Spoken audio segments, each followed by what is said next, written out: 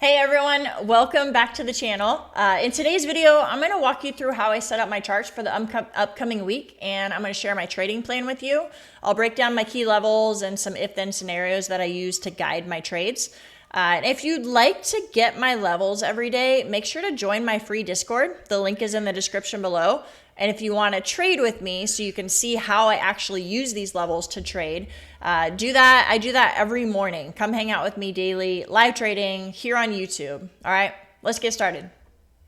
So the first thing I do is clear off my chart. So I right click and I remove 22 drawings and then make sure all of my indicators are turned off so I have a clean chart. And what I'm going to do is move to the 1 minute chart first.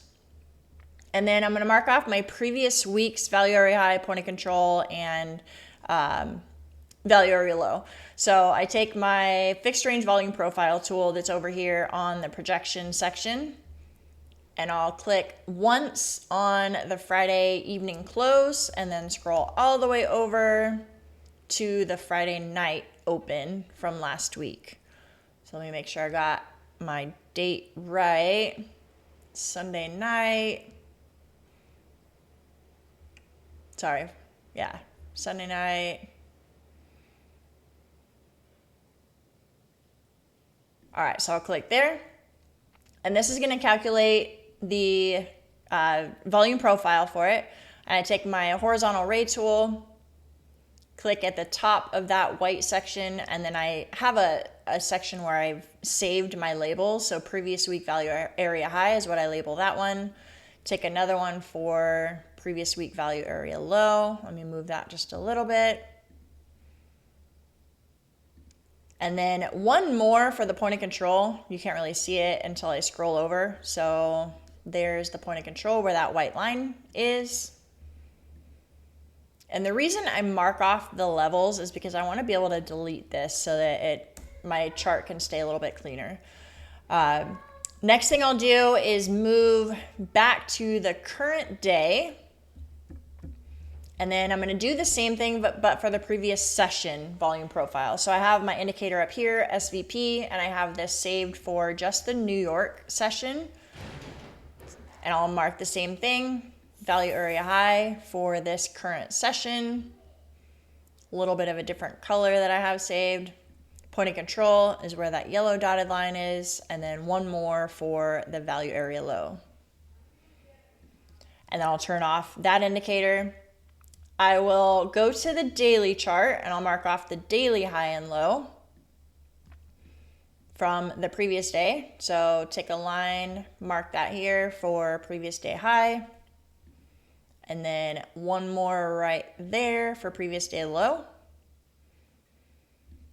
And then the main thing that I do is mark off the higher time frame support and resistance levels using the visible range volume profile. So visible range volume profile tool, it's been a little bit different lately because we've been at all-time highs and we're not really trading at levels that have a lot of volume. So normally I would start on like the 1 hour and the 4 hour time frame, because I want to be able to grab price action from like 6 months to a year ago, like a long time ago. But right now we're trading at levels that really we've only been trading at for a day or maybe a week possibly.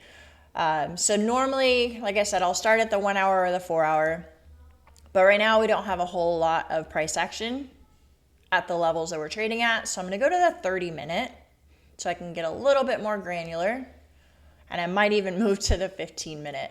So on the right, you can see this visible range volume profile. The high volume nodes are sticking out further on the right side over here. So obviously we have a really big one right here. I'm going to grab my rectangle tool and mark off that zone. So these are zones. It's not like a specific line. I'm going to wait for a reaction at these zones. And price tends to want to return to areas of high volume. So for example, if we started to get a pullback and we came down to this level, I would expect some sort of bounce. All right, and then another level I see right here. So normally I try to find a couple of levels above and below current price action. So we have a little one that's sticking out there. We have definitely a big zone right here. Maybe I'll separate it a little bit. I might even zoom into the 15-minute to get a little bit more granular with it. But one thing, there's not really going to be any levels above because we were hitting all-time highs yesterday. Between these two levels, we have 24,700 to 24,530. That's, close to a 200-point difference. I'm going to want to find some levels in between there because it's probably not going to just dump 200 points right away. So there's a couple here, if you can see those. And then I'm going to move into the 15-minute to see if we can narrow these down a little bit.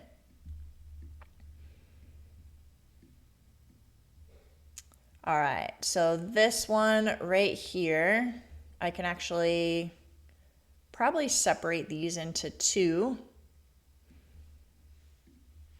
So there's another one right there. Hopefully you guys are kind of seeing what I'm seeing.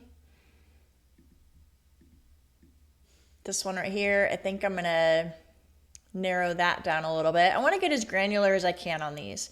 This level right here, where my cursor is, that's a pretty good one. This is a good one. This one I'm actually gonna move a little bit. I think that's a better region. And then where we're at on the point of control, you can see that one sticks out a little bit, but I already have it as an area of interest because that's where the point of control was, and that's something I pay attention to. So I'm not gonna put another box there. So I think those levels are pretty good for where we're at right now. Like I said, there's not a whole lot of volume. It doesn't stick out quite as much as if it's a level that we've been trading at for a year. So that's what I do on the high time frame visible range volume profile. So I'm going to turn that off. Now to come up with my trading plan for the next trading session, what I typically do is come up with kind of some if-then scenarios. Obviously, we're in an uptrend, we're bullish. I want to look for longs. So I'm going to look for some areas of interest where if it comes back to that level, I can take a long. And then an invalidation level where if it pulls below a certain level, then I no longer want to look for longs, and I think shorts are the play. So that's what I'm going to do here. Looking at these support and resistance levels that I marked off with the gray shaded boxes. Also, I pay attention to the point of control and value area high and value area low. So I can see that a higher time frame support level right here at 24,750 is also in line with the previous session value area low and the previous week's value area high. So this right here, this area is definitely an area of interest. If it pulls back to that level, I would expect a pretty decent bounce. Really, if it pulls back to any of these levels, depending on how bullish we are, like 24,784, 24,800, any of these levels, if it gets a bounce there, I would probably consider some sort of long entry. But really, if we stay above this level, I would be interested in longs. So I'm going to take my arrow tool and say that if we come back to this level, this is my bullish scenario, so I'll make it green, then I would be looking for long continuation.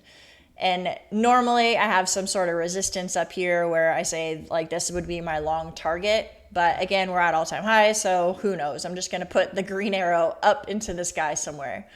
And then an invalidation level, if it drops below this level, probably right here, because this would be kind of a lower low at 24,700. If it drops below 24,700, then I probably would not be as interested in longs. That would be a big drop. That's 150 points from here. It would also be getting below this higher time frame support level. You can see where there was lots of price action here. It was holding as support in lots of different spots. If it drops below that level, I could see where there's a chance that we're going to continue lower.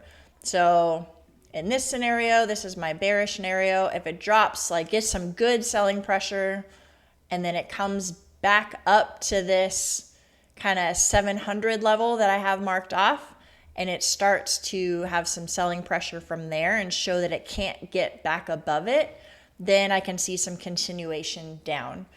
Targets, we'll see. There's a really good wick here at 24,599, and there's a level here, so I could see it maybe coming down to grab this liquidity before possibly getting a bounce. So if we get some continuation below this 24,700 level, I could see us coming down to 24,600. So hopefully that helps you guys see how I mark off my levels and then look at price action to come up with an idea of my trading plan for the following day.